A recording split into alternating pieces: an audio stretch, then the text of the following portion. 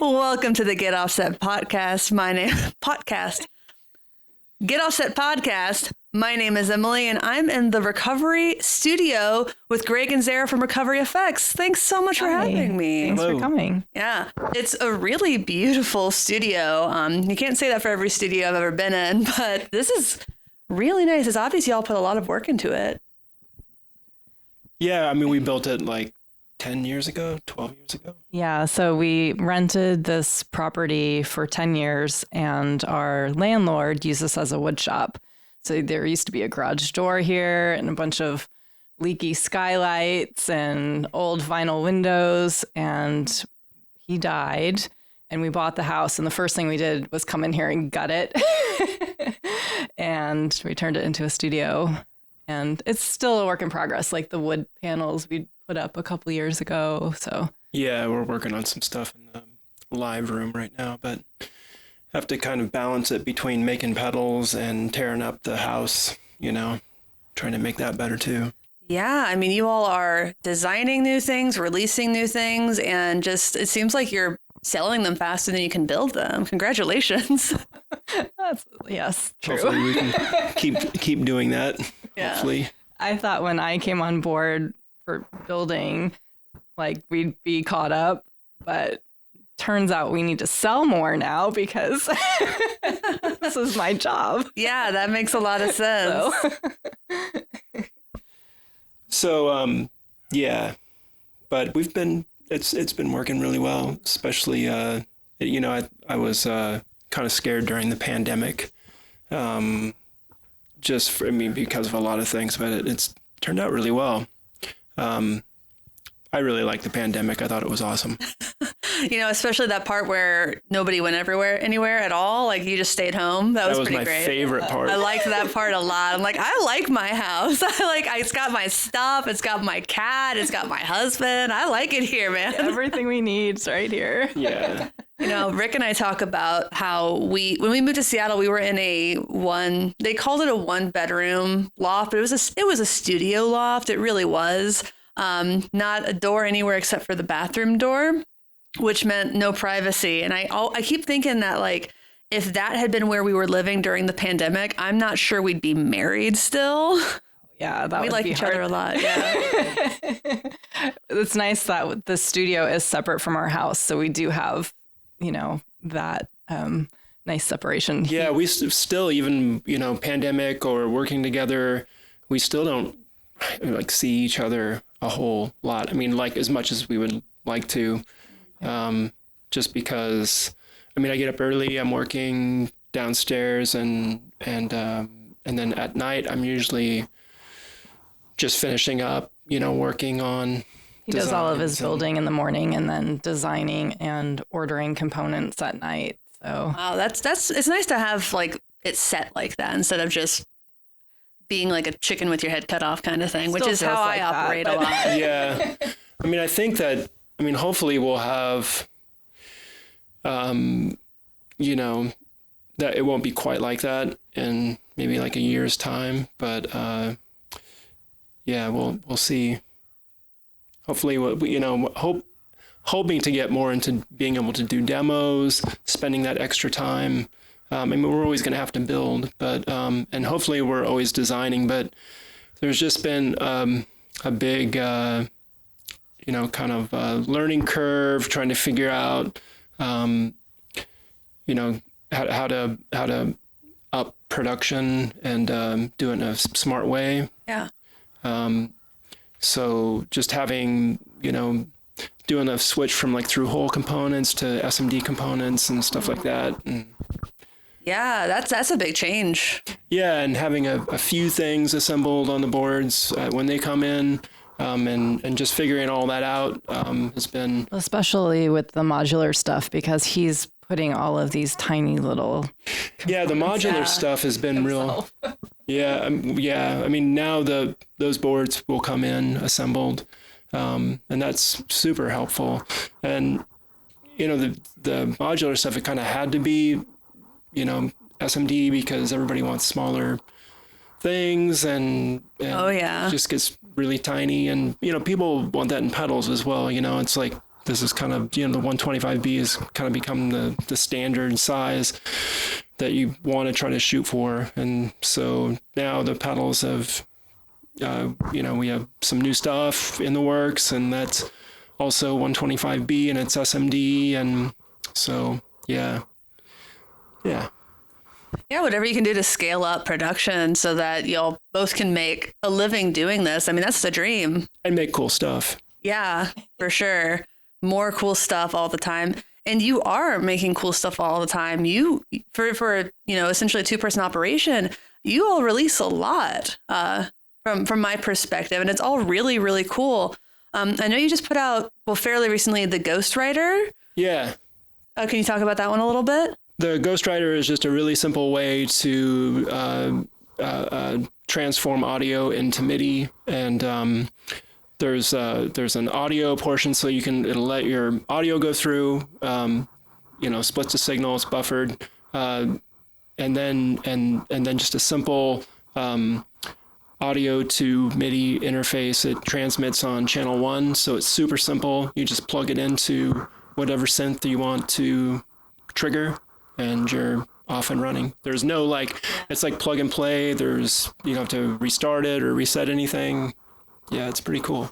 I love that because I just got a synth from Perfect Circuit, the JX08, and I really love the sounds in it. I am very bad at keyboard stuff. I know, me too. Oh, man. That's kind of why, I'm drawn to synthesizers, and I think I'm a good synthesis, but I'm not a good player at all. And so that's one of the, I can't tell you how many times I've just been recording, and I just want to lay down a lead line, and it's if I could just do this on guitar, it'd be so fast, but I gotta, do 10 takes of it on a keyboard. Yeah. I mean, it makes me think about it differently. I actually have to think about it, but if I had known that it would open up the worlds of synth to me a little bit more, maybe I would have stuck with piano lessons a little bit longer. No shade to my piano teacher. She was not the problem. I just wanted to play guitar. Yeah. Yeah. Yeah. There's so many ways to get, synth sounds into your DAW these days. And that's, the Ghostwriter, I think, is a good way to do it if you're a guitar player. Sometimes you can, if you use Ableton, record some audio and then translate, you can just translate it into MIDI as well. Yeah. Which is not really necessarily good for live use, but, it's cool for recording. That's true. Yeah. I mean, I don't know how you would do that live. You'd have to have a show computer, right? Yeah. Or would it be even more difficult than that? I really don't know. I don't use Ableton. Yeah. I mean, there would be some latency probably. So, I mean, you should probably keep, with the piano lessons if you're watching this. Or get a Ghostwriter. How's the response been to that? It's been really good, and I was kind of anticipating there being a lot of user questions and user I anticipated there being a lot of problems, basically, and we kind of came off of a nightmare. We released the Ghostwriter, Cutting Room Floor module, which we had to do a quick revision of as it was released. And so I think I just had that in my head. Yeah. But the Ghostwriter has just it's really smooth. And the only problem we've had with it so far is that the chip that it uses is been hard to find.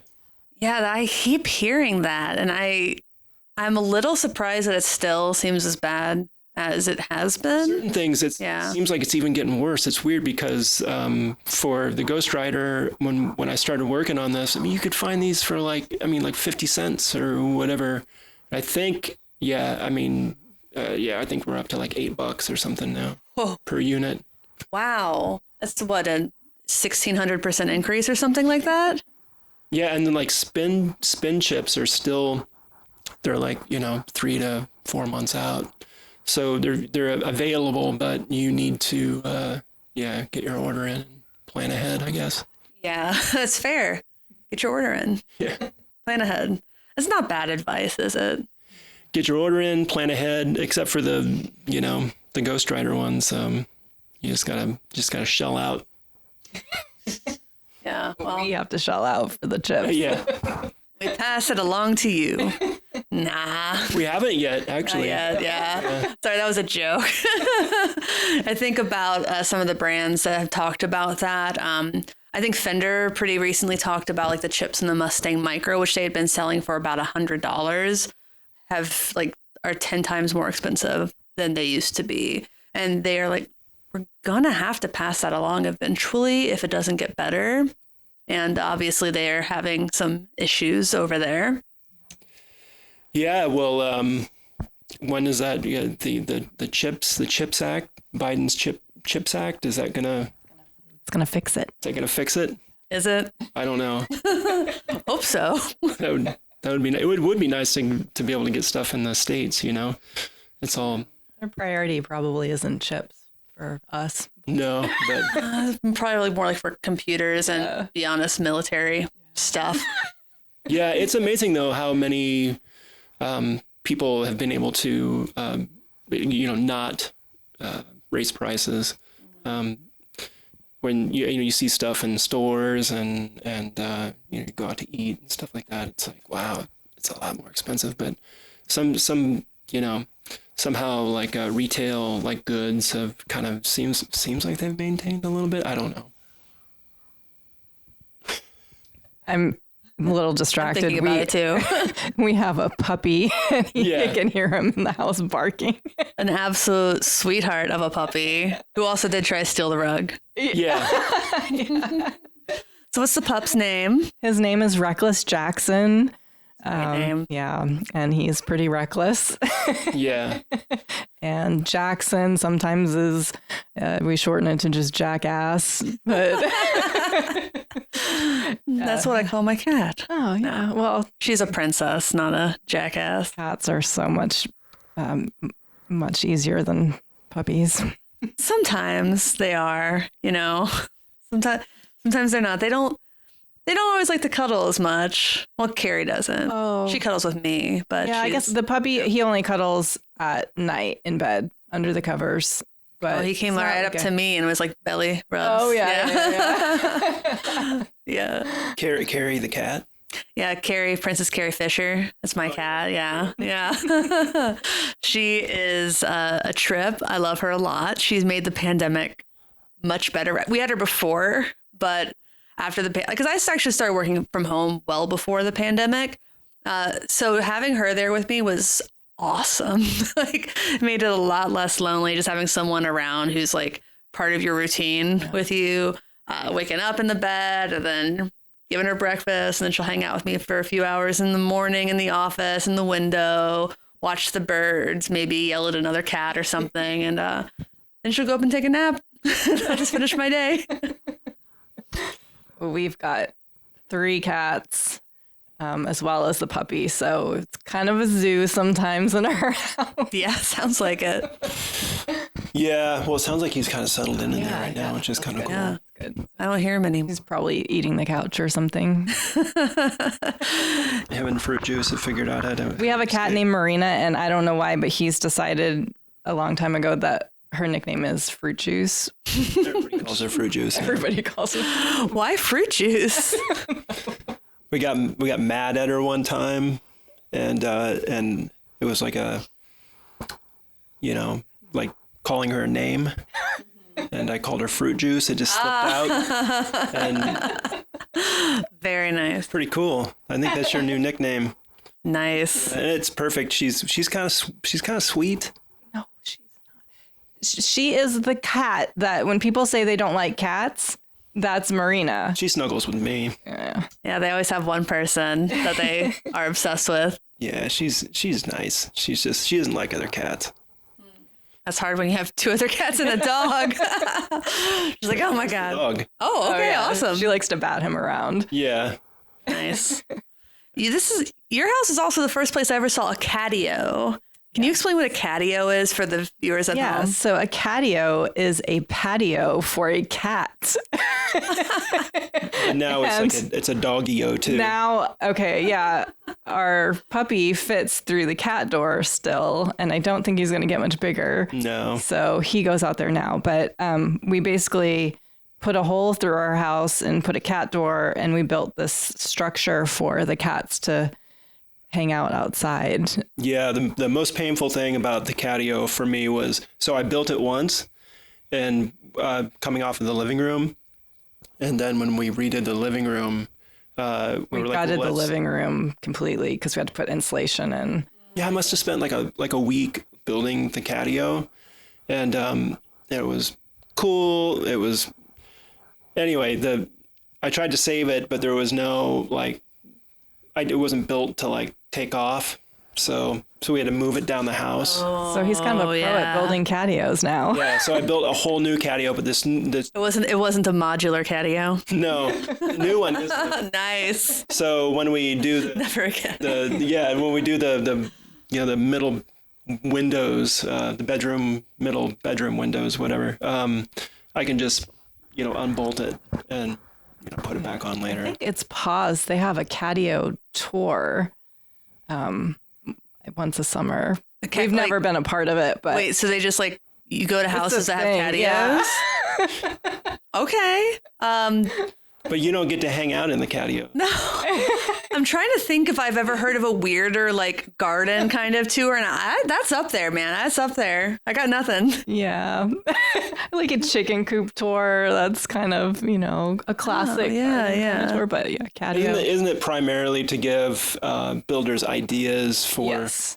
to do their own Catio, because there's no kit or anything that you can buy. Actually, I think there are now. Probably now. But ever since I saw yours, I really want one. But I don't know if we're allowed to do it, because even though it's a townhouse and we all own our respective properties, there are some. Rick, what's it called? The covenant. Oh, that sounds creepy. I know.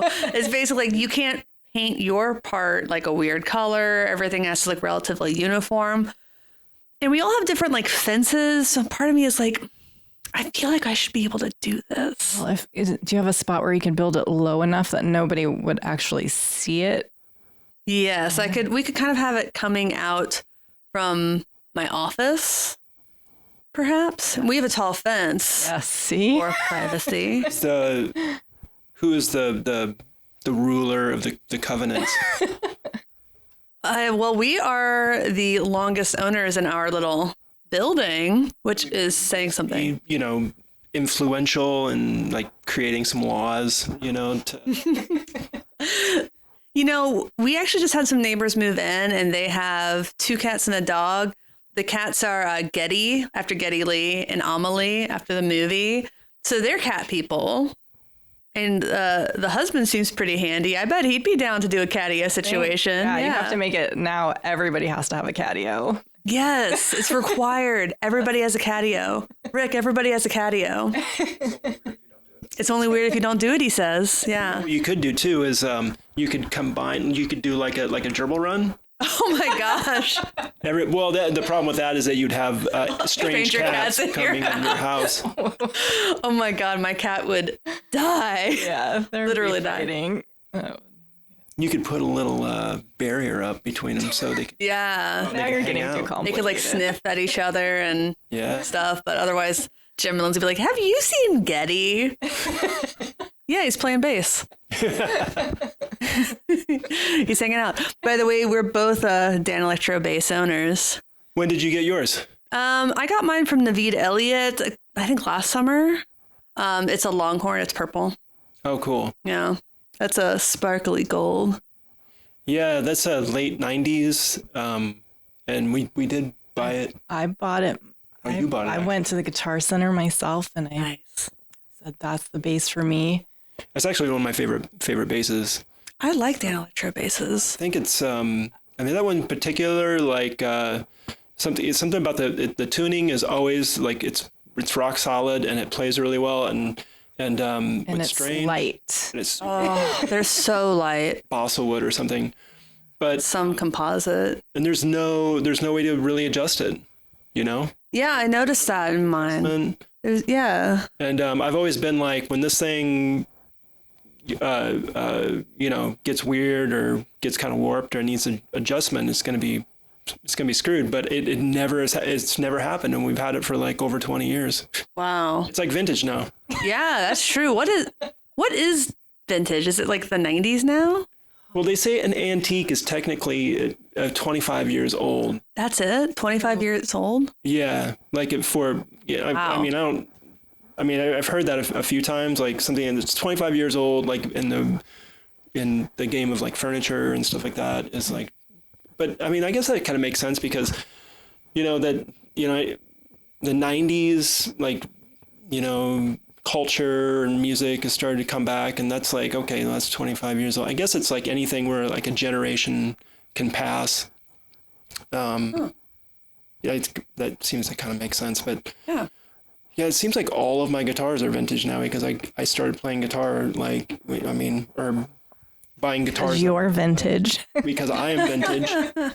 Like I was just talking to somebody about my J45 a while back, and they were like, I mentioned I had a J45. I was like, oh, cool, like an old one? I was like, well, kinda. I mean, I bought it in 2006, and I'm old, so it's an old guitar now. But it's not like a 60s or anything like that.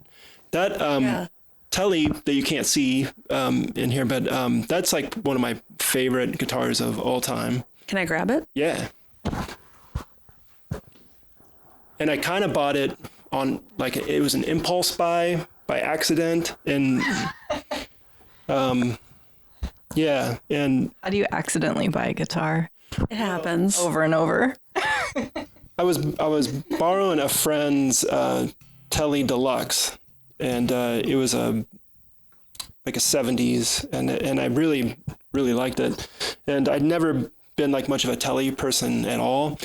But so I saw this one. I was like, I'm gonna buy it because it's a Telly, and I really liked the neck and how it played. It had maple neck, which I would never played before, so it was kind of similar to the one I was borrowing, and so I loved it, and I would play it all the time, and but I wanted a Telly Deluxe, so I put the TV Jones Powertrons. Nice. Yeah. In them. Well, actually, Emerald City did, and did all the routing and everything for it, and I absolutely love it. I think it's a great guitar, and this is it's a 90. I think it's a 98.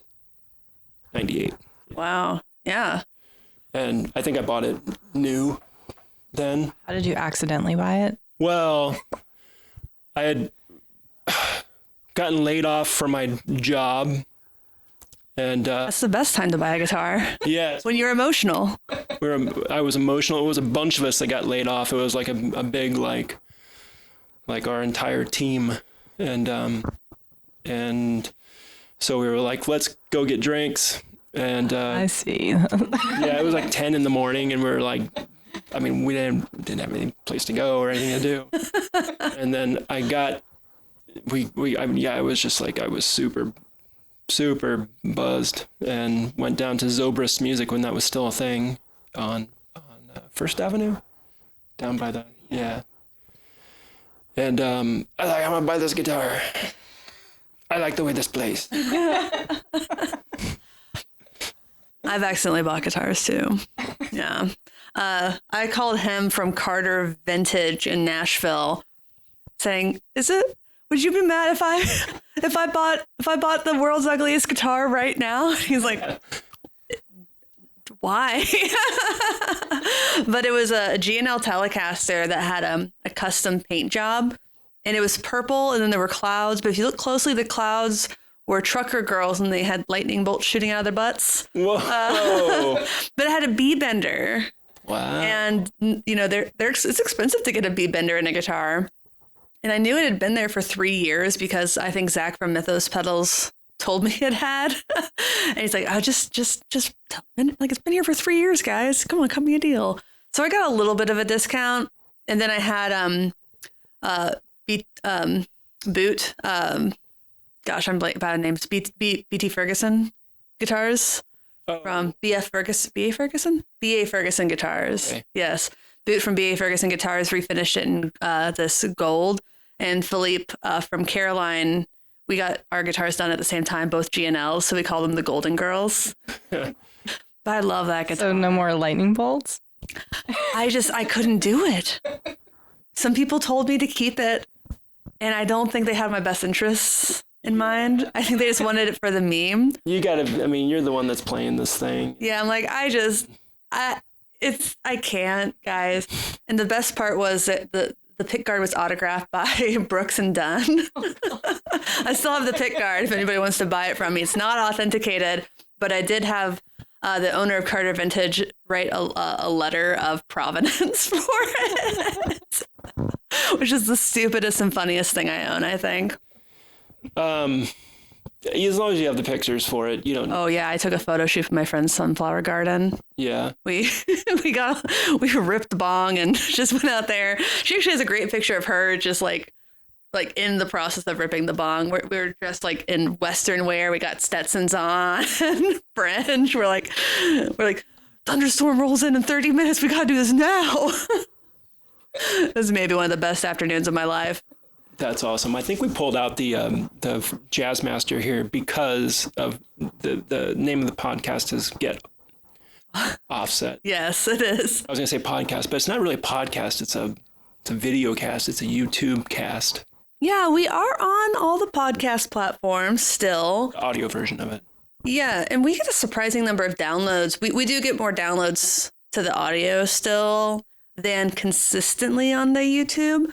Like the YouTube, we can get like a couple thousand views on a podcast episode, or we can get like a couple hundred. It just really depends on this one will be a couple how hundred. Generous is the algorithm that week more than anything. Yeah. Oh, yeah. You think even for a podcast time? Oh yeah, yeah. It's just like, is it hitting people at the right time? Is the early engagement really good? Like, could people make the premiere and kind of stuff like that? I don't know. Part of me has kind of just stopped trying to crack it. And now I just want to make stuff that I want to make. And sometimes it does really well. And sometimes it does like, okay, but. Well, you'll probably have, when you zoom out, you'll see that the numbers go up and up, Oh, yeah. They might from week to week go kind of up and down. Oh, yeah. We definitely have more views and listens week by week. I have a spreadsheet. Yeah. you have a database. Yeah. Every week, I'm like, okay, how many downloads did we get this week? Up this percent. How many subscribers did I get this week? Up this percent. Kind of stuff like that. Because I am a marketer. Yeah. At heart. Yeah. So, I mean, yeah, and I think that those things change as depending on what's going on, like current event-wise and stuff. Like seasonality. You seasonal. You have the elections coming up, like I wonder if that will have a impact on like audio podcasts, like positively or negatively. I mean, people can just be sick of hearing certain things and be like, oh, yeah, listen to, Get Offset. When the pandemic started, my dad said, don't talk about the pandemic all the time. People don't want to hear about it. I'm like, yeah, I mean, but it's all people want to talk about at the same time. So you're like, everybody wants to talk about this, but nobody wants to hear about it. But then why do they want to talk about it? But like right now, it's summer. The weather's nice. People aren't sitting inside watching like YouTube videos constantly. Yeah. And that happens consistently every year. I try not to sweat it. I am friends with a lot of other YouTubers, and we all do have like that initial like, oh, my views are really bad right now. And I'm like, well, it's because people are out, they're touching grass, like they're doing the thing, they're living in the world, and then when the weather gets cold again, they'll come back inside and into our loving studio spaces, I guess. Yeah, that's yeah. Speaking of the pandemic, how do you feel after going to COVID Con over the weekend? Velocity, I mean, that was not the biggest event I went to. I went to NAMM. Oh, yeah. Yeah, and I did not get COVID. Wow. I managed to not get COVID. I think that wasn't Velocity a little more packed together, though? It was too crowded. I thought it felt a little bit like oversold. Not like fire marshal unsafe or anything like that, but like, wow, there's a lot of people. Like I went to see Tim's panel with Lisa Belladonna and a few other folk. It was hot in there. It was hot. I think I got the last seat that wasn't in the front row. There was like one couple on one side of an aisle and one couple on the other side of the aisle, and like nobody in the middle because for some reason they're five. They put them in fives. I'm like, I mean, that's how the space allowed it, but wow. So I just sat down and was happy to have a seat, honestly. I had like a little cup of ice water. I'm just like trying to chomp it without making too much noise. Yeah. Yeah, but this weekend was a modular synth, mostly modular stuff, right? Yeah, mostly modular. It's kind of they label it as a synth thing, but it's put together by Modular Seattle, so you get like a lot of the modular people for sure. Yeah, absolutely. A lot of stuff that I looked at and was like, I don't understand. I don't know much about modular, but I'm like excited to like learn. I'm just trying to find the time to learn more about it. But like Electron was there, and I've messed with some of their little sequencers and stuff. Were they there? Seriously? I they had stuff there. Wow. It was like on the other corner by the DJ booth. I was so like, I remember looking at the list, and I just kind of forgot who was all there, and I didn't really get to walk around and see anything. So yeah, I was like surprised that there was like, I mean, yeah, hearing certain people were there. Yeah, that would have been cool. I would have loved to. I wish I could walk around more at stuff like that. That's one of the, like NAMM, I really love to check things out. I love walking around, and I didn't go to NAMM this year. It was and it was weird too, because it was I thought for sure when I heard NAMM was doing its thing that the tickets would be like, it would be real cheap to get in and it would be real scaled back, but it was more expensive than ever. Yeah, so were the booths. And yeah, booths were crazy. It was I was surprised actually. And yeah, but it was I know there were fewer people overall, but when you think about like how they scaled down the physical space of it, it still felt hopping. Like there were people not quite shoulder to shoulder, but it was crowded. My husband and I wore masks the whole time, as did our co-host at the time, Andrew Renard. But he ended up getting COVID, and we were sharing a hotel room with him. We drove him home. The next day he tested positive, and we didn't test positive from that. I got COVID from Gearfest, Sweetwater's Gearfest. And I gave it to my husband. So cool. Steve from 60 Cycle Hum. We were riding in like shuttle buses together to and from the hotel, and he messaged me the day after. Was like, I have COVID. Or I think it was the day I think it was the day I got back. I think he took a test when he got home. Like, oh my God. Wow. Bad timing. I wouldn't be surprised if we got it from like I felt like I had it when I was at Velocity. Yeah, that's the next like day, your body, my throat the was anxiety. I still feel like, because I was just literally like yelling all day, and We promised, we're definitely wearing masks because there's going to be so many people. But then as soon as we got there, and nobody really had masks on, and it was so hard to communicate already because it was so loud. Yeah. So It was pretty loud. But I should have just, I get real stressed out at those things, like thinking I got to explain things to people and stuff. And, really, I think about myself when I go to events like NAMM, and I don't understand anything that anybody's telling me. No, and none of it registers long term. I'm just like, show me the thing, let me play with it, and maybe I'll take some stuff about it or whatever. But like, it's so loud in there, and and it's not only that, I'm just overwhelmed with just stuff going through my brain. I can't believe the people who film so much content at NAMM. Like I tried at Summer NAMM twice to film. It sucked. It wasn't fun. It was loud. I felt like I was in the way, really awkward. And I just didn't get any joy out of it. So I just stopped trying. How would you do that? Like, would you bring in like a Roland Go mixer or something and like try to get like some mixable kind of? Yeah. I had a like a Tascam or Zoom Handycam kind of thing with mic inputs. I have a lav mic to pick up my audio. And then everybody's hooked up to like cab stems, so you can put that straight into a separate channel on the mixer. But the answer is it doesn't really work it doesn't work at all for pedals. Just because you don't have an extra angle. Having 2 camera angles is pretty essential for a pedal demo. It works okay with guitars. I did film some Silvertone guitars and it was fine. I wasn't super happy with the video. Like, I'm also sweaty. I have so much less control over being able to monitor myself. Like, I can go slower when I'm at home in my own space when I film.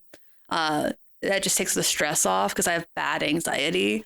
I don't think it's fun. I'll go and I'll make connections and hopefully fruitful things and like hang out with people. But yeah, capturing content at NAMM, not fun. Does not, what's the Marie Kondo's, it just bring joy or she's sparks joy. It sparks joy. It does not spark joy. Well, for what it's worth, I mean, maybe it's just, you don't need to do it. Like there's very little content that I see filmed at things like that are I think that are really good.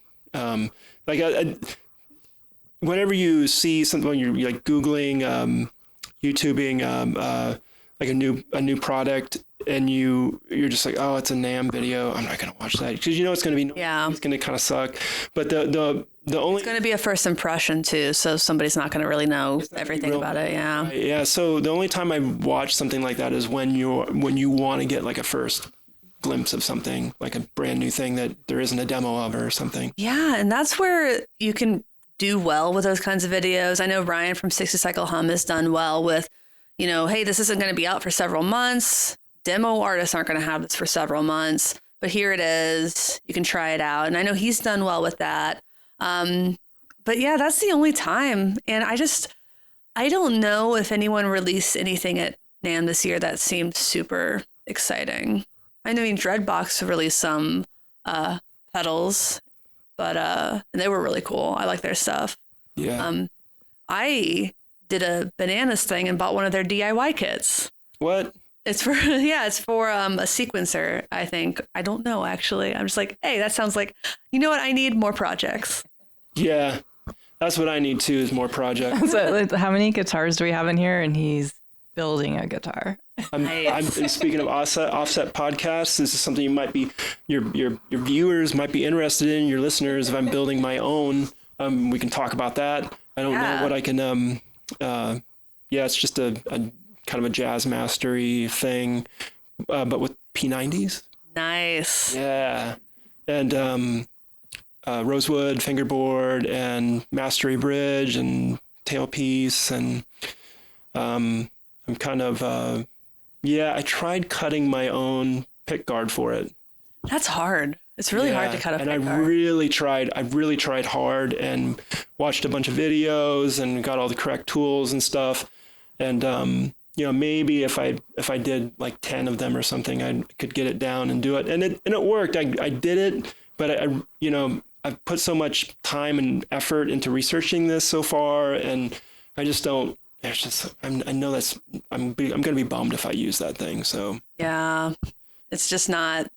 It's like that whole thing where your taste is better than your skills. Like your skills haven't quite caught up yet. I get that. And I started putting so much time into it that I was like, I have to make this work now, because I've spent a little time, like, okay, I cut it and I could need some touching up. So I would like try like sanding it and working out it's cool. It turned out really, really good. Like if I was putting together, like if I was trying to refinish like an old harmony or something like that I bought from Goodwill or something like that, I would totally use this pick guard for, but this has got to be, I imagine this being my dream guitar, even though I have my dream guitars. Why do I need a dream guitar if I have my dream guitar? You can have multiple dream guitars. You can have multiple dreams and things after which I don't know. I already have a Jazzmaster that I love. Yeah, me too. I have a Jazzmaster that I love. That's pretty cool. I got the Elvis Costello Jazzmaster. It was my white whale. So after that, I'm like, I really hope I don't buy another Jazzmaster soon. And then, of course, I have a really great Telecaster, the GNL. And now I'm having this builder-in Vancouver build me Nicole Losnack. I'm like, I want you to build me a Telecaster now. Is that the person you just got a guitar from recently? No, that's Meredith Coloma. I got the Freya from Meredith. Okay, yeah. And their workshops are actually in the same building. It's kind of funny, yeah. So yeah, there are a lot of really stellar women luthiers up in Canada, and specifically Vancouver, which is kind of all right. It's a hot spot. A hot spot. There used to be a woman here that was awesome. She was more acoustic. I did Cat Fox, but she moved recently. Oh. Which sucks because she was awesome. I know there's a luthier up in Shoreline, right across from this public house. Rick, what's the name of that place we went with Nolan? He doesn't know. How are we on time, Rick? 41 minutes? Okay. 41 minutes to go? No, we've been talking for 41 minutes. Okay. Yeah, so let's talk about some of the pedals. Okay. Gallows in the Morning. You designed that. That's my first and only so far design. Yes. That was a pandemic project. In order to help calm my anxiety, Greg sat me down in front of a computer and he's like, design a pedal. Like, I don't know how. And he's like, you're going to learn. You're going to learn. And I am going to work with Greg we're going to do something probably 2023 together. So. But this is like everything that I want in a pedal. So I don't know what I'm going to contribute to the next one. Well, we'll figure it out. There's going to be the cool thing about, so we have a new basis for programming some of these things. So we'll be able to, it has, you can do more. Yeah. It was kind of limited on.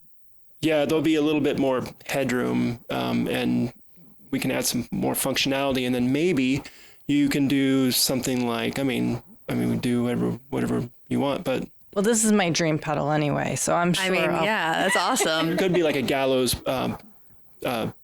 maybe 2, or something like that. That would have more, have controls over certain parameters or something like that. Yeah. But. I think it was when I demoed that. I demoed a bunch of your pedals. I called it Recovery Week, and that was really fun.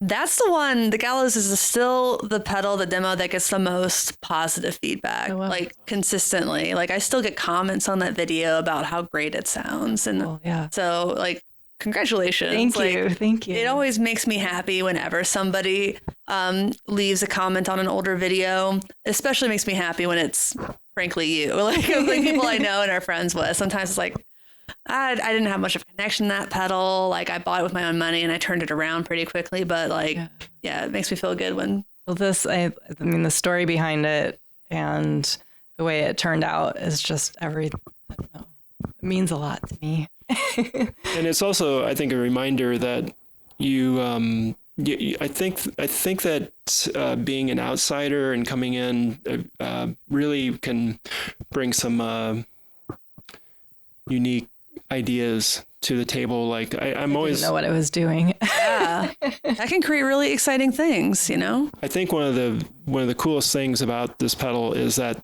is the where the reverb sits. So the reverb's independent of the overdrive, and so it's you're getting clean reverb with a distorted sound, and you can also do 100% wet. So I loved that. A lot of people are doing using stomp boxes for mixing these days because everybody is like, recording their records at home and they want to get put their own unique spin on it that they can't do with a plugin. So everybody's like reamping tracks with pedals, and so the cool thing about this is that you can get 100% reverb. And, put it on an aux track, and you don't get that phasing that you would get like normally with like running a reverb, like, if it's 100%, you're still kind of like getting some phase problems with the original track. Yeah. So it's cool because of that. And it just sounds good. Like the distortion on it sounds great. And, awesome. Great job. Thanks. Yeah. And around the same time as when I learned how to solder. So part of being locked down, I bought a soldering iron and I was like, I'm going to make myself indispensable around here. I love soldering. I could legit Me solder too. for hours. I do. It's cathartic. It's just like you're very focused on the task. Yes. Like when I'm doing marketing or even when I'm writing, my brain can jump around a lot. Soldering, you gotta pay attention or you're gonna mess something up. But once you get the hang of it, like everyone should learn how to solder. Yeah. I do believe that. It's just such an easy and good skill to have. And it's relaxing. It is. Unless you're thinking about the lead. Yeah. Well, yeah. I try not to. I wear a mask. You got me a bunch of N95s way before the pandemic. So when it hit, we were like, Nice. we got the masks.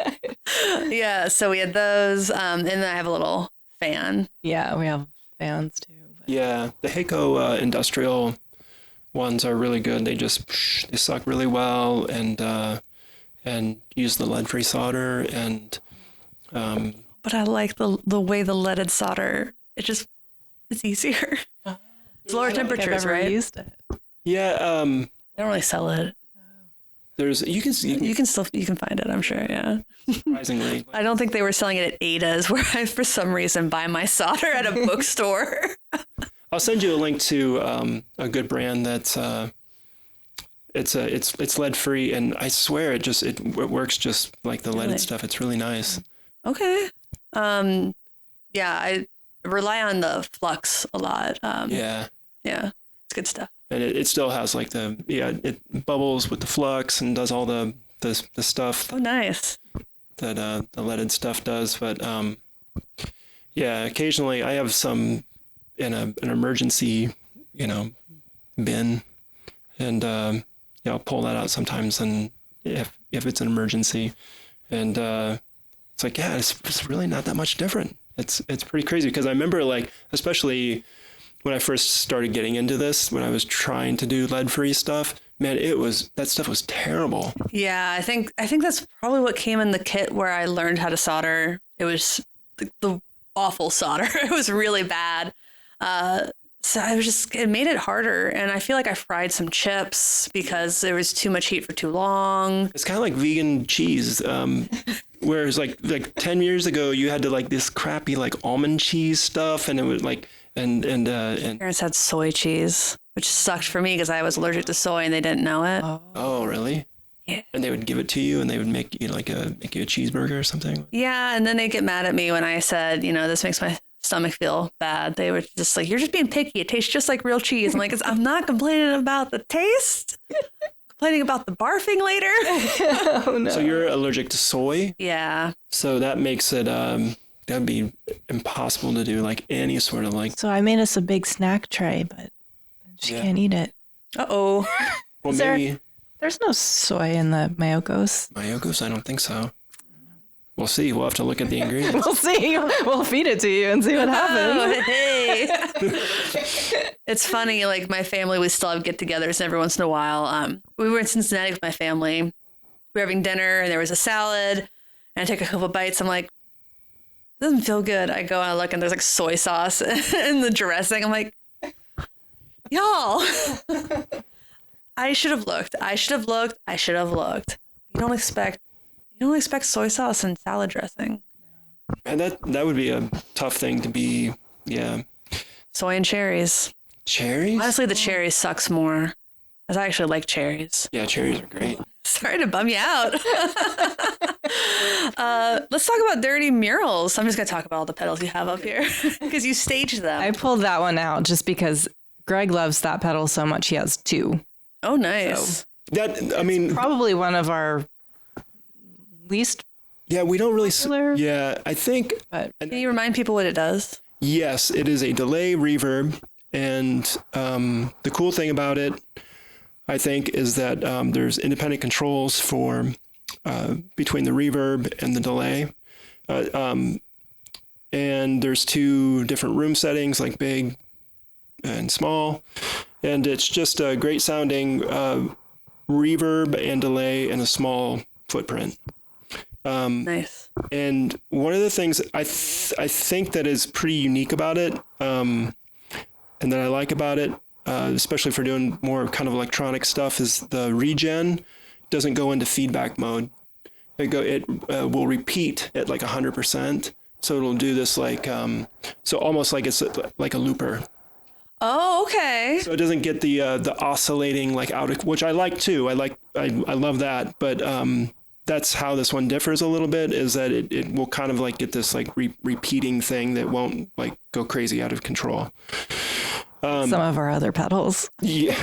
Yeah. And it's nice to have balance. I think one of the reasons this doesn't sell very well is probably my own fault so we used to have a Dirty Murals, a bigger version of it, and it was a totally different animal.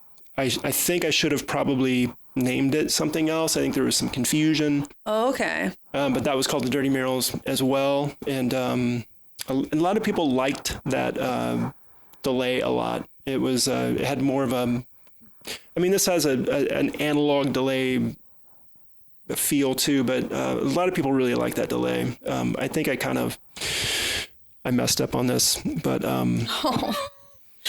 No. I love it though. I think it's a great pedal. And the Endless Summer is a real spring reverb.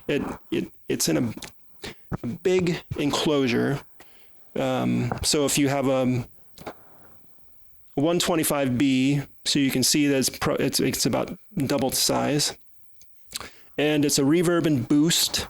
And so around 4 o'clock, you have unity gain. That's where you have like 100%, like your signal and great sounding reverb, spring. You can knock on it and get your, well, not now, but like when it's plugged in.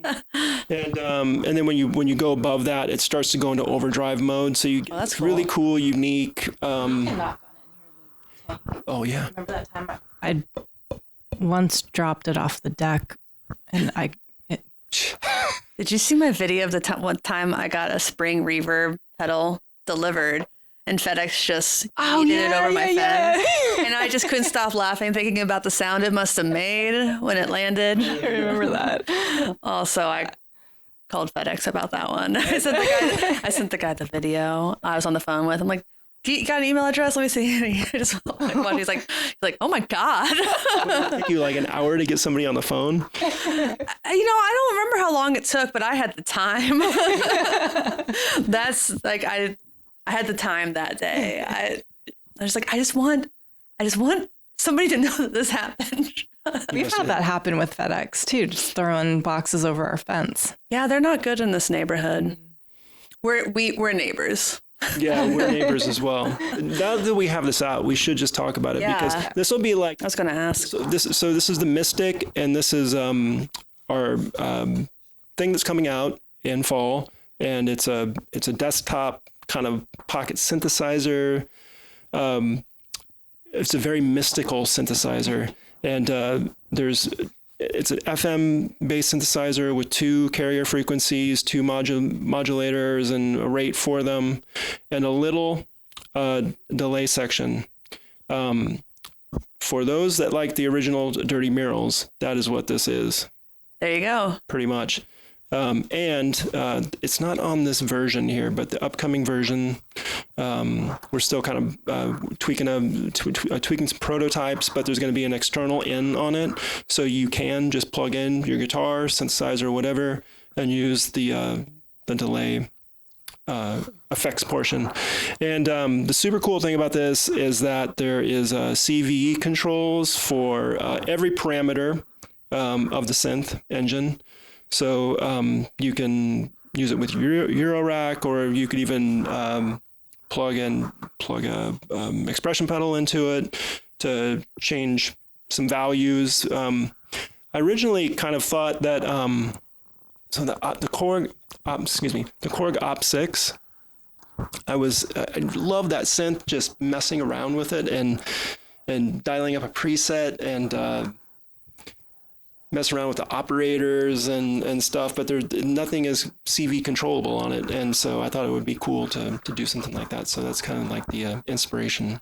Yeah, I saw that at Velocity. I remember. You said it was based on, because I know you guys do the rare bird sales sometimes on Etsy. Are they still on Etsy? We do it on our website now. Nice, even better. but I got the Instrument One. Yeah, that was the original prototype that sparked this idea.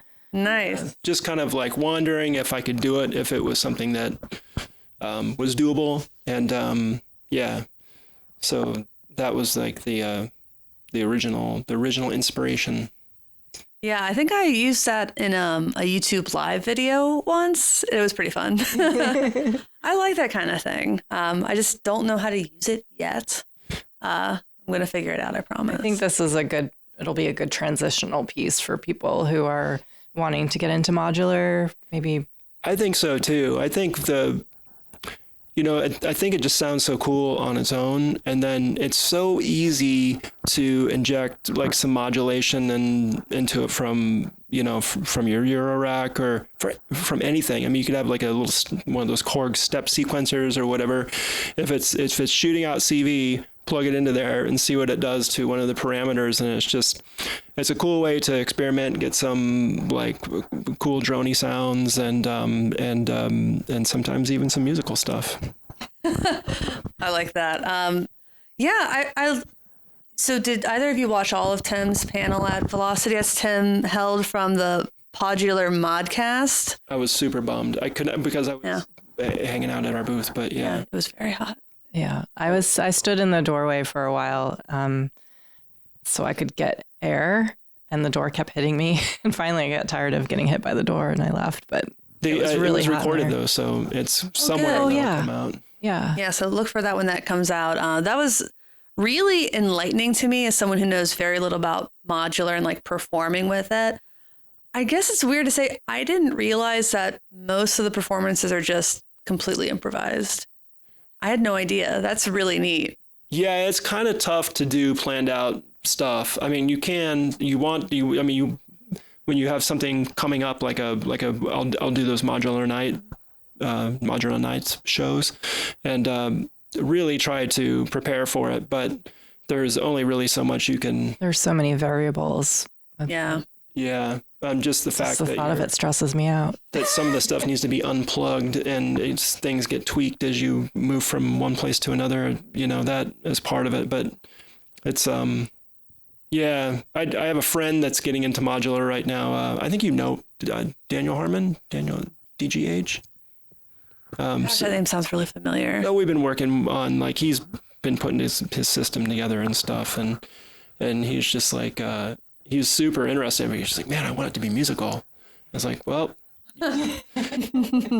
it's so relaxing to mess with, and it takes a long time for it to get to that point. And then somewhere you really find all those chords relaxing, like plugging, unplugging. Well, I think the way you have to approach it with modular is. I think if you have an end thing in sight that you're trying to achieve, then it gets frustrating. Okay. Like you have to really let the modular do its thing and just explore, I think. It's the journey. Yeah. Not the destination. Yeah. That kind of thing. That makes sense. Yeah. I can imagine getting really frustrated trying to do a specific thing. Like you do that with guitar pedals a lot. You do that with recording a lot. Yeah. Like this is a sound in my brain. This is what I want to achieve.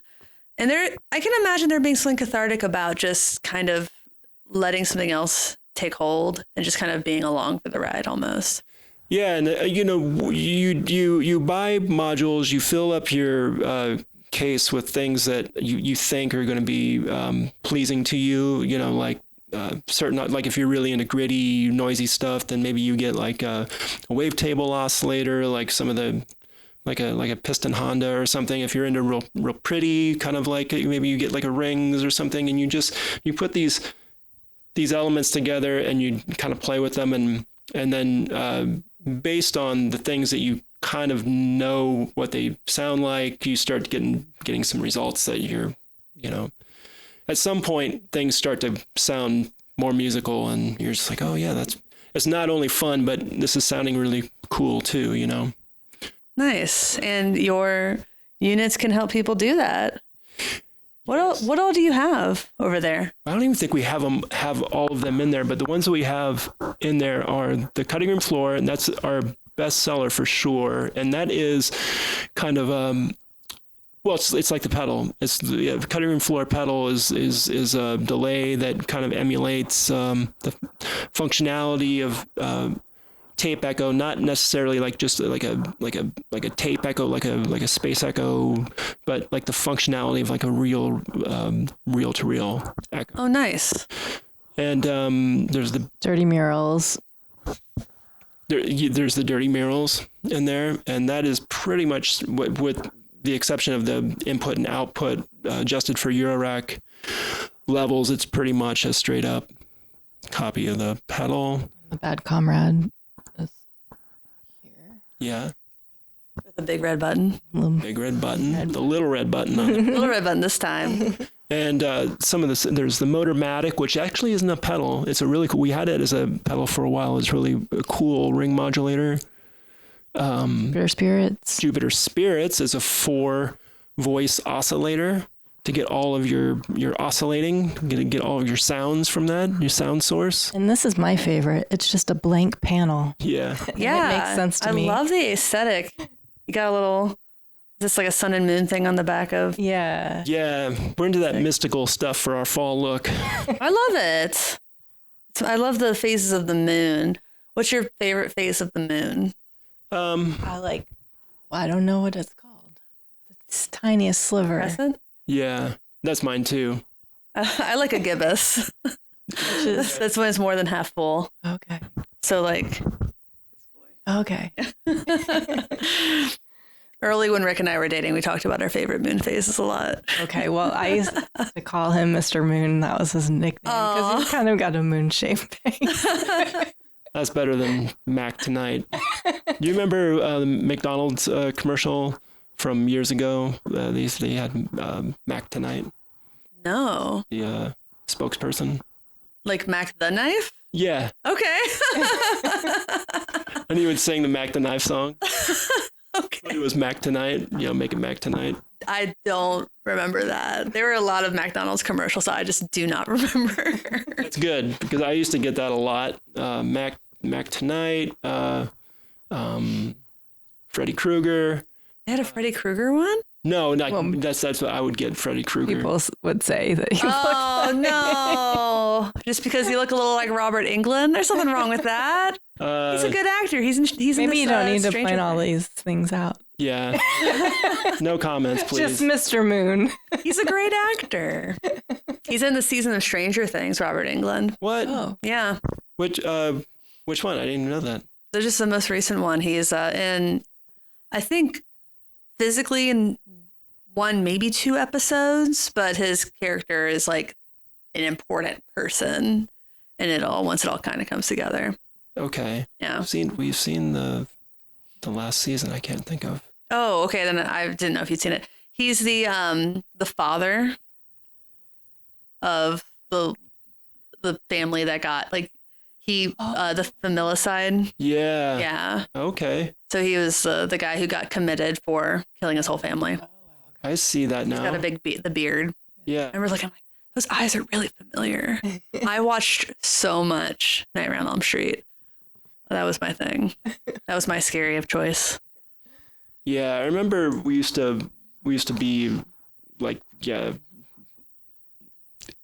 horror movies were our kind of our thing in high school, junior high, and such a bad idea. It's just like just scaring yourself. And it's always teenagers out in the woods, and yeah, It's you're just a like- teenager out in the It's woods. a controlled scary because, like, yes, it's scary, but you're also safe. So it's like riding a roller coaster, which I also did a lot of because I grew up near a theme park.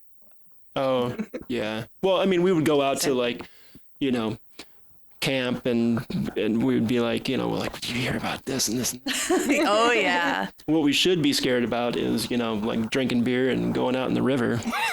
Yeah, that is a lot more dangerous. Falling down a ravine, perhaps? Breaking both your legs? Bears? Oh, we had bears in Nebraska. I don't. Oh, Nebraska.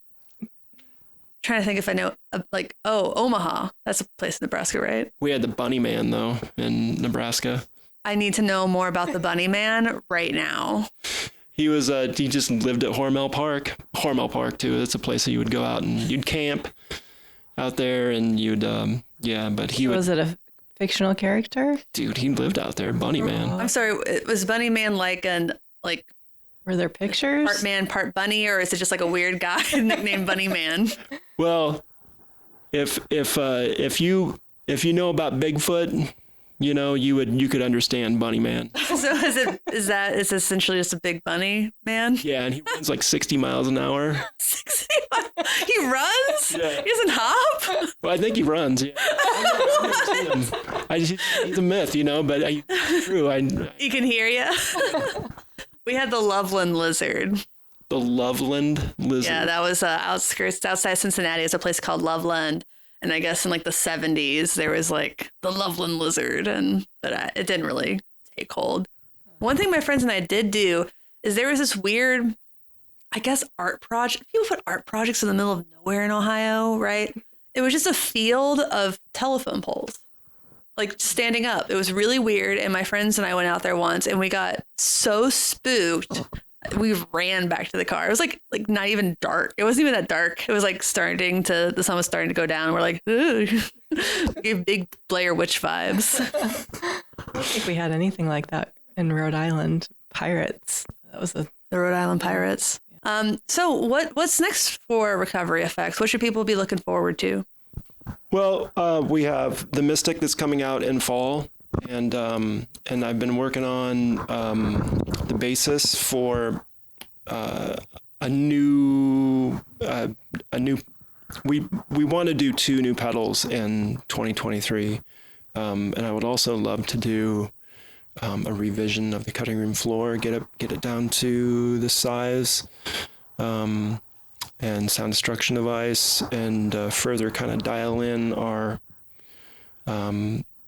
our existing products. And I would love to do a bunch of new demos. Like, we really don't have a whole lot of time to do demos. And it's just something that I especially when I go and I look at our YouTube, I'm just like, wow, man, some of this stuff is really old. And so yeah, hopefully we can do that. I would love to get some more people in doing some demos. I would love to utilize our space to, as people maybe, come through if they're touring. That's a great idea. There was our friend Stu Brooks was on tour, and that kind of gave me the idea. That was a while back, and he came through, recorded some cutting room floor stuff, and that was really fun. I would love to do more stuff like that. Yeah, I know John Spinney from Monster Watch uses a lot of your pedals. I would love to have him come in, and he would be the perfect person to do a demo of the sound destruction device, Oh, yeah, he would. Yeah. I love that. Well, everyone should check out the Recovery Effects website, link in video description, buy some stuff. I bought a t-shirt last weekend. I wore it on Monday. I love it. I was hoping you'd wear it today. I could, I thought we were all going to show up in the t-shirt. I was going to wear mine. I was like, I better not wear them because if Emily wears hers. But, no, I was going for the dad on vacation look. Oh, the dad on vacation. Look at this. Cat dad on vacation. Nice. Anything else, Sarah? Oh, check out our Instagram. We're pretty active there. And we started a TikTok account. We have 30 friends, so join us. It's lonely over there. Get my phone. TikTok's another one where I've stopped trying to figure out what's going on. I'm not a fan so far. I like wasting time on it, but it's like I don't even like hanging out there. You gotta spend more time there. My feed's all cats. It's all cats. Oh. It's all like rescued cats. Like it's guitars and it's people rescuing cats that they find on the side of the road. There is a squirrel guy that I follow that I like. A squirrel guy? Yeah. He's cool. He's funny. There's this guy who rescues cats out of trees that I follow.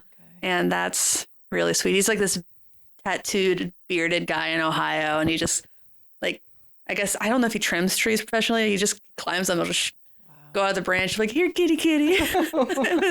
You want a treat? Oh, yeah, you're a good cat. And there's like cats in the bag. He'll pick up the cat and put it in a sack. He's like, cats in the bag. I love that guy. Well, if you follow our Instagram, there's often squirrels, cats, a puppy, So we like to incorporate our home and our zoo. And the aesthetic is A+. A+. Okay. All right. Well, to everyone out there, once again, check out Recovery Effects. Thank you again so much for having us here, taking over your studio, your beautiful space. And to everybody out there, thanks for watching / listening. Thanks for understanding. Until next time, my name is Emily. I'm Greg. I'm Zera. Goodbye. Goodbye. Bye. All right, ready? 1, 2, 3, 4.